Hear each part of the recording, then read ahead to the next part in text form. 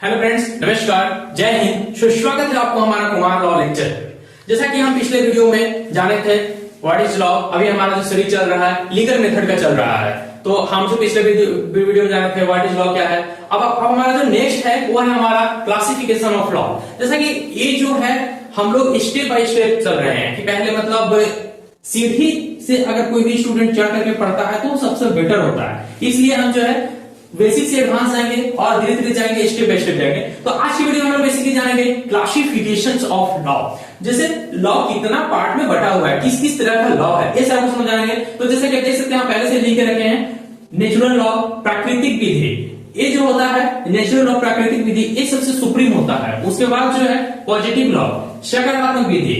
ये जो है सकारात्मक विधि, ये एक ऑस्टिन का दिया हुआ डेफिनेशन बहुत ज्यादा है अच्छा, क्योंकि ये बोलते थे कि सोवरेन होता है, कमांड होता है तथा सेक्शंस होता है। फिर एक आप लोग तो ऑस्टिन का नाम जानते ही होंगे।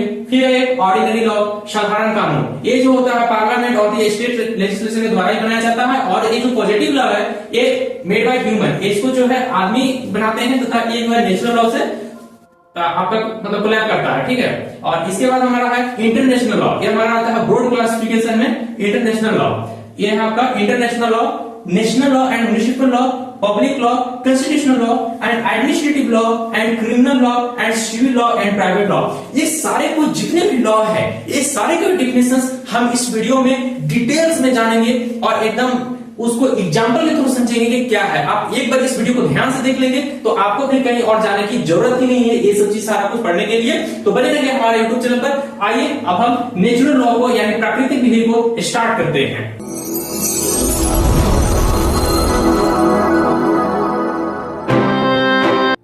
जी हाँ दोस्तों, तो अब हम लोग जो है नेचुरल लॉ जो हमारा प्राकृतिक विधि, जो जैसा कि मैंने भी आपको बताया कि ये सबसे सुप्रीम होता है, इसके ऊपर कोई कानून नहीं बना सकता है। तो मतलब नेचुरल लॉ जो है प्राकृतिक विधि ये सुप्रीम इसलिए इसको कहते हैं कि ये हमको नेचर के द्वारा से मिला हुआ है। ये हमको कोई स्टेट नहीं बना के दे रहा है, ये हमको कोई पार्लियामेंट से बना के नहीं मिल रहा है, ये हमको जो है नेचर हमारा जो प्राकृतिक से मिल रहा है। तो इसके हम लोग देखते हैं डेफिनेशंस को। Natural law refers to principles that are universal in society governing moral acts. Natural laws are those laws which are derived from nature rather than from the rules of society और courts. इससे देखिए मतलब आप simple से समझिए कि natural law क्या है, हमारा नेचर के थ्रू मिला हुआ है तथा इसमें क्या है कि हमारा सोसाइटी और कोर्ट्स पे भी ये लागू होता है। हमारा सोसाइटी में क्या चीज का नेसेसरी है, क्या चीज का हमारा नेसेसरी है तो इसको वेस्ट नहीं करना चाहिए तथा कोर्ट्स जैसे कि हमारा नेचर के द्वारा दिया हुआ पानी है, तो पानी को क्या है हमारा जो नेचुरल लॉ है उसमें हमारा क्या करता है कि हमारा जो पानी है उसको वेस्ट नहीं करना है। लेकिन अब इसमें कोई कानून नहीं बना सकता है, इसमें स्टेट आके नहीं कानून बना सकता है कि नहीं आप लोग पानी को वेस्ट करो। इसमें जो है आगे आपका पार्लियामेंट नहीं बना सकता है कि नहीं आप पानी को वेस्ट करो, ये चीज है। लेकिन देखिए एक नेचुरल लॉ क्या है कि एक इसमें नाम नहीं दिया है कि नेचुरल लॉ में क्या क्या चीज नेचुरल में आएगा। ऐसे नेचर में तो बहुत सारा कुछ आता है, जैसे कि पेड़ पौधे हो गए, पानी हो गए, हमारा जंगल हो गया तथा हमारे वन्य जीव जंतु भी हो गए, ये सारा कुछ हो गया तथा नेचर के द्वारा दिया हुआ और होती बहुत सारा कुछ है। लेकिन इसमें क्या है कि एक ही चीज का कोई नाम नहीं दिया हुआ है, लेकिन इसको समझने के लिए लोग अपना बुद्धि से समझ सकते हैं कि हाँ हम समझ रहे हैं कि ये हमारा नेचर के द्वारा दिया हुआ है, हम इसको फॉलो करेंगे, ये चीज हुआ। अब हम जानते हैं पॉजिटिव लॉ के बारे में। देखिए पॉजिटिव लॉ क्या है। Positive law refers to law made by man that requires some specific actions. These are states code and regulations that have been enacted by a legislature, ठीक है। तो इसका मतलब क्या है पॉजिटिव लॉ जो है एक मेड बाय आदमी, मतलब ये एक आदमी के द्वारा से पॉजिटिव लॉ को एक हम भी बना सकते हैं, आप भी बना सकते हैं, ये इस तरह का है, ठीक है। अब इसमें क्या है इनेक्टेड बाय अ लेजिस्लेचर। ये क्या है ना पॉजिटिव लॉ और नेचुरल लॉ, ये जो दोनों लॉ है ये एक दूसरे के ऊपर जैसे को रिलेट करता है, मतलब कि ये दोनों थोड़ा सा मिलता जुलता है। ये जैसे प्राकृतिक से मिला हुआ है उसी तरह से ये जो है हमारा मेड बाय मैन के द्वारा बनाया जाता है। अब हम लोग जानते हैं ऑर्डिनरी लॉ के बारे में। ऑर्डिनरी लॉ क्या है, तो देखिए ordinary law are those other than constitutional law which have been passed as bill in parliament and become an act after assent from president, it will become the law. Example criminal nature का law हो सकता है, civil nature का law हो सकता है, यानी criminal law and civil law.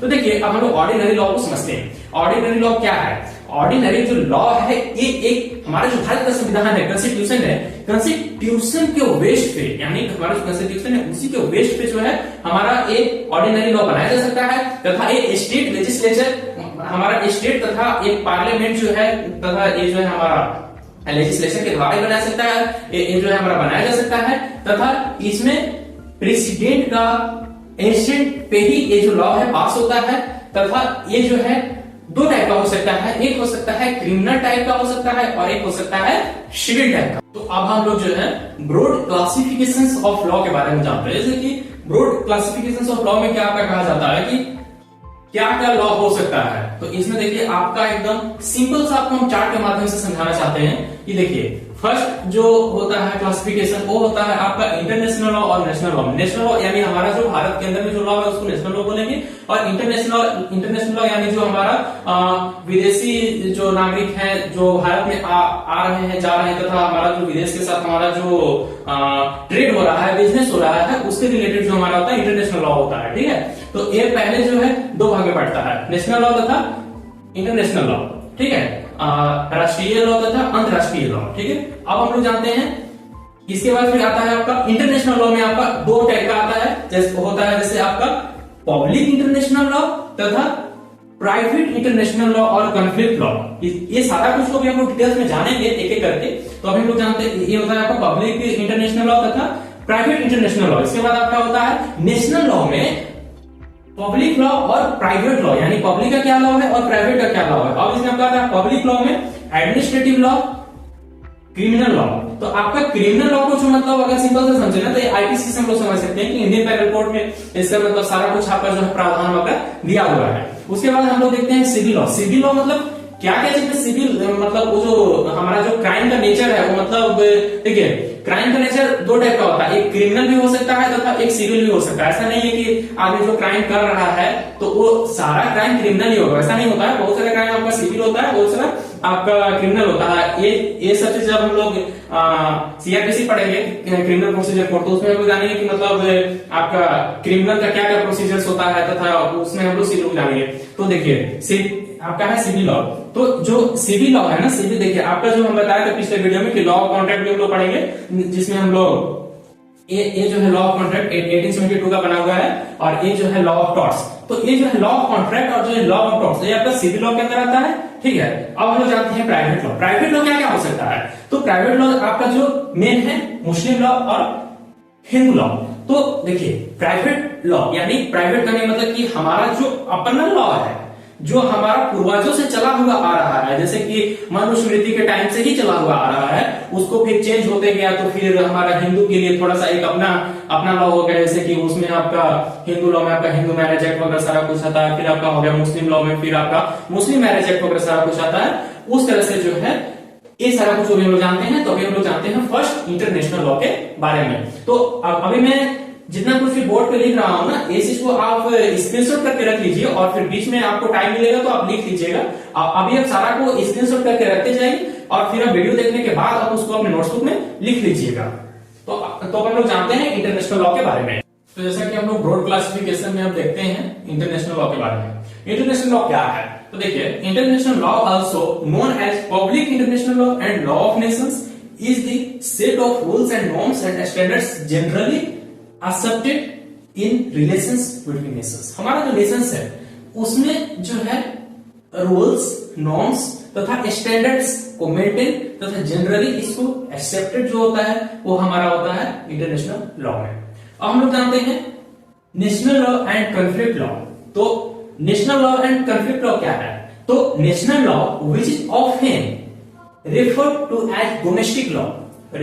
as domestic law are those laws that exist within a particular nation।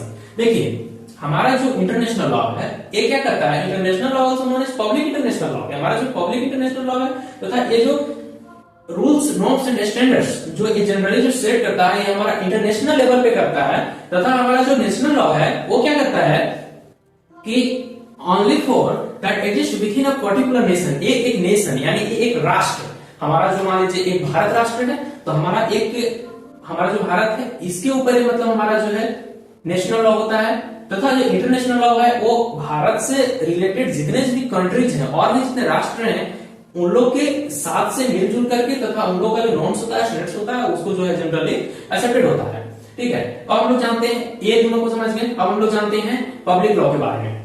Public law क्या है? तो देखिए, public law is that part of law which governs relationship between individuals and the government and those relationships between individuals which are of direct concern to society. Public law conferences constitutional law and criminal law. तो देखिए, public law क्या है कि हमारा जो state government है या फिर हमारा जो लेजिस्लेचर है यानी पार्लियामेंट, ठीक है, तो पब्लिक के लिए जो हमारा स्टेट है वो जो लॉ बना दिया, मतलब हमारा हम लोग हम हैं, आप हैं या फिर और जो कोई भी है वो हम लोग क्या है, पब्लिक है। हम लोग के लिए जो क्या है, स्टेट एक लॉ बना दिया, तो उस लॉ को हम लोग को फॉलो करना है। वो जो रूल्स बनाएगा उस रेगुलेशंस को हमको जो हमको रूल बनाएगा उस रूल को हम लोग फॉलो करेंगे, तो वो ऑलरेडी रेगुलेशंस में जैसा कन्वर्ट हो जाएगा। हम पिछले वीडियो में आप लोग बताए थे। तो उसी तरीके से ये जो है पब्लिक लॉ जो है हमारा रिलेट करता है स्टेट गवर्नमेंट तथा लेजिस्लेचर के ऊपर, तथा ये जो होता है constitutional law and criminal law. हमारा जो कॉन्स्टिट्यूशन ऑफ इंडिया है उसमें सारे कुछ जो हमारा आर्टिकल दिए हुए हैं, आर्टिकल के थ्रू जो होगा उसमें हमारा constitutional law and criminal law, जैसे कि आईपीसी इंडियन पेनल कोड में जो सारा कुछ प्रावधान दिया हुआ है, इसके अंतर्गत में हमारा ये पब्लिक लॉ आता है। अब हम लोग जानते हैं प्राइवेट लॉ के बारे में। प्राइवेट लॉ के बारे में जानने से पहले एक चीज और हम पब्लिक लॉ के बारे में जान लेते हैं कि देखिए, पब्लिक लॉ यानी पब्लिक का जो मतलब ये है कि मतलब इसमें जो केसेस होता है, ये पब्लिक का जो केस होता है इसमें मतलब एक इंडिविजुअल मतलब कि एक पब्लिक लॉ में क्या है ना कि एक हमारे और आपके बीच का जो केसेस हुआ, हमारे और आपके बीच का जो लड़ाई झगड़ा हुआ, ये आपका पब्लिक लॉ में नहीं आता है। पब्लिक लॉ में आपका प्राइवेट लॉ में आता है। जैसे हमारे और आपके बीच का जो लड़ाई झगड़ा वो हमारा होगा प्राइवेट लॉ में, लेकिन हमारा जो पब्लिक लॉ में क्या आया कि जैसे मान लीजिए स्टेट का अगर हम कुछ लॉ को ब्रेक करते हैं तो वो हमारा क्या हो जाता है। जैसे कि आप बहुत सारे केस लॉस देखिएगा तो उसमें देखिएगा कि Varuna Swami versus state of Punjab, state of Kerala, state of Jharkhand, state of Bihar, state of UP, मतलब एक पर्सन वर्सेस स्टेट, मतलब हम एक आदमी है, हमारा जो केस चल रहा है हमारा स्टेट गवर्नमेंट के साथ में चल रहा है। या फिर देखिएगा आप लोग यूनियन ऑफ इंडिया, तो उस तरह से हमारा जो है पब्लिक लॉ हुआ। ठीक है, अब हम लोग जानते हैं प्राइवेट लॉ क्या है। देखिए, जो प्राइवेट लॉ है, प्राइवेट लॉ क्या है? The body of law concerned with legal issues and disputes that are a matter of private concerns, such as those involving wills, contract, etc. देखिए, प्राइवेट लॉ क्या हो सकता है? प्राइवेट लॉ एक दूसरे आदमी के बीच, मतलब एक हमारे और आपके बीच में अगर कुछ लड़ाई झगड़ा होता है तथा मतलब कुछ भी डिस्प्यूट्स होता है, ठीक है, चाहे मतलब कुछ भी कॉन्ट्रैक्ट होता है, जैसे कि हम और आप हैं, तो जैसे कि आपको हम प्राइवेट लॉ को एक एकदम सिंपल सा उदाहरण से आपको समझाते हैं। इसमें हम थोड़ा सा आपको कॉन्ट्रैक्ट लॉ का जो हमारा है उसमें से आपको समझाएंगे। जैसे हमारा प्राइवेट लॉ क्या है, ए आदमी है, ठीक है, और एक बी आदमी है, ठीक है। ए पर्सन जो है एक कंपनी खोला, ठीक है, कंपनी खोला ए आदमी मिलकर और बी आदमी मिलकर, और दोनों कॉन्ट्रैक्ट किया कि हमारा जो कंपनी खुल रहा है इसमें 5 लाख रुपया का लागत लग रहा है। अब इन लोग दोनों कॉन्ट्रैक्ट करके एक कंपनी को स्टार्ट किया, ठीक है। एक उदाहरण है, इस तरह का बहुत सारा कुछ हो सकता है, जैसे सिविल मैटर भी इसमें हो सकता है, क्रिमिनल मैटर भी इसमें हो सकता है, लेकिन अभी आपको एक उदाहरण दे रहे हैं कॉन्ट्रैक्ट का, ठीक है। तो ये जो है ए आदमी और बी आदमी दोनों मिलकर एक कंपनी खोला। कंपनी का जो मतलब टोटल हमारा ग्रोथ बैठा वो मतलब 5 लाख रुपीज का बैठा। अब दोनों 2.5 लाख रुपीज देकर बैठा।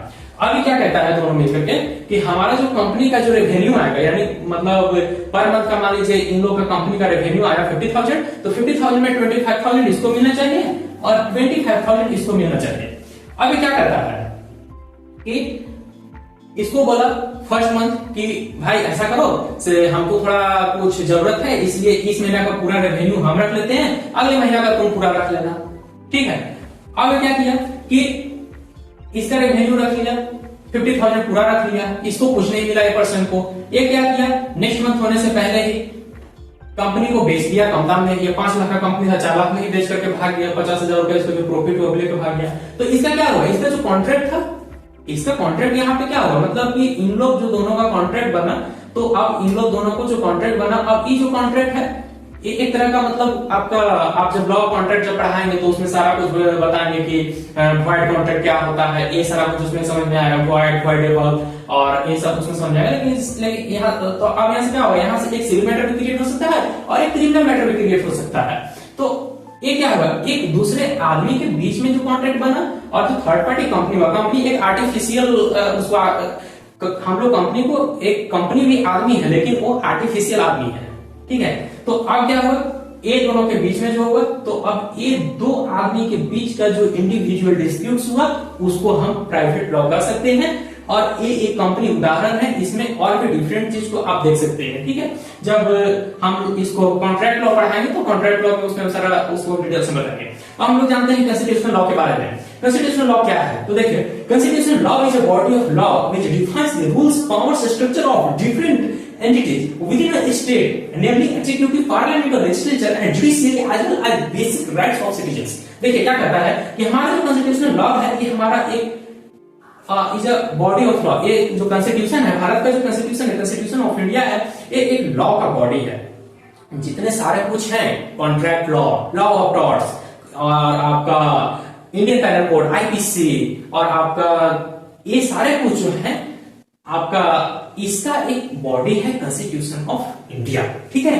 तो ये कहता है defines the rules, powers, structure of different entities in a state, namely executive, parliament और legislature and judiciary as well as basic rights of citizens. ये क्या कहता है कि एग्जीक्यूटिव, पार्लियामेंट, लेजिस्लेचर, जुडिशियरी, इसका जो बेसिक राइट्स है वो सिटीजंस के थ्रू देता है, तथा ये एक प्रकार का मतलब हमारा लॉ का बॉडी है। अब हम लोग जानते हैं एडमिनिस्ट्रेटिव लॉ के बारे में। ये जो हमारा कॉन्स्टिट्यूशनल लॉ, एडमिनिस्ट्रेटिव लॉ, इसको जो हम पूरा एक सब्जेक्ट इसका स्टार्ट होगा, इसका एक पूरा सीरीज स्टार्ट होगा, तो उसमें हम पूरा डिटेल्स में समझ पाएंगे। अभी बस इसका हम एक छोटा सा आपको परिभाषा केवल समझा रहे हैं, ठीक है। तो अब हम जानते हैं एडमिनिस्ट्रेटिव लॉ के बारे में। तो देखिए administrative law is the body of law that governs the activities of administrative agencies of government.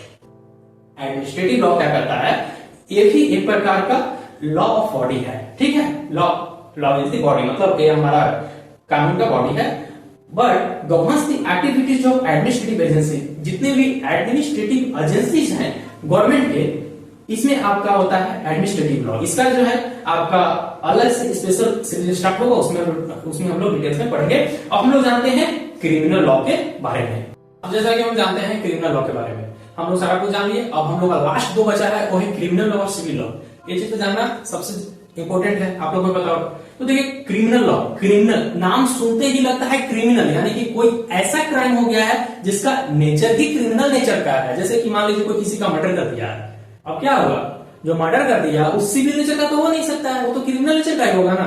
तो उसी तरीके से हमारा क्या है, criminal law governs crime, it is a body of rules and procedures that defines conduct prohibited by the government. Example IPC, CrPC, evidence act, EDC. तो ये क्या है कि हमारा जो क्रिमिनल लॉ है इसका जो प्रावधान दिया हुआ है वो है IPC, Indian penal code, CRPC, criminal procedure code. देखिए आईपीसी, सीआरपीसी होता है आपका criminal procedure code and evidence act. तो वैसा क्राइम जिसमें काफी ज्यादा मतलब आपका गवर्नमेंट का जो लॉ बनाया है उसमें प्रोहिबिटेड है, अगर उसको भी ब्रेक करके करता है, जैसे कि किसी को मर्डर करना, किसी के घर से चोरी करना तथा चोरी करके किसी को मार देना, ये सब, या फिर आपका सेक्सुअल ऑफेंस हो गया, मतलब या आप बहुत सारा केस देखे होंगे, जैसे वीडियो वगैरह से आया था कि लड़के के साथ सेक्स किया, सेक्स करने के बाद फिर उसको मर्डर कर दिया, तो वो सब क्या है, वो सब क्रिमिनल नेचर में गया, ठीक है। हम लोग जानते हैं सिविल लॉ के बारे में।